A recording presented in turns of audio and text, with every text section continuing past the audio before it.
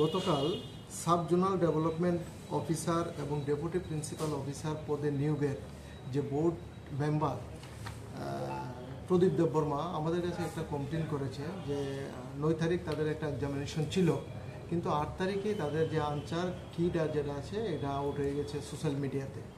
এই বিষয়ে দুজনের বিরুদ্ধে কমপ্লেন দিয়েছে এবং আমরা একটা স্পেসিফিক মামলা নিয়েছি পশ্চিম থানায়, case number 70/2024 under section 120B 418 420 381 of IPC. FIR নেমে দুইজনকে দিয়েছে, সুজয় ঘোষ এবং চয়ন সাহা নামে দুইজনকে দিয়েছে।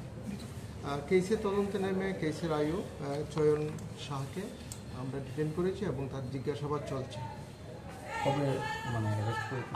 আজকে দুপুরে তাকে আটক করা হয়েছে এই কেস কানেকশনের ব্যাপারে।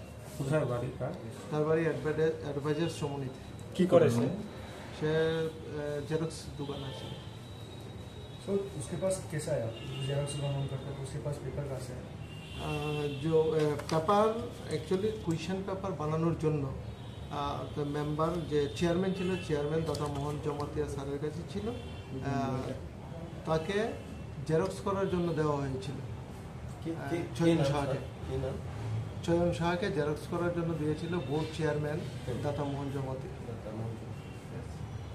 ওখান থেকে এগুলো আউট হয়েছে মূলত এখন প্রাথমিক তদন্তে এটাই বোঝা যাচ্ছে এখান থেকে আউট হয়েছে। दूसरा स्टेटस का क्या, दूसरा अरेस्ट का क्या स्टेटस है? अभी हमारा इन्वेस्टिगेशन चल रहा है, जो है इन्वॉल्वमेंट जो सोशल मीडिया में अपडेट किया है उन लोगों को भी हम लोग अरेस्ट करेंगे केस कनेक्शन।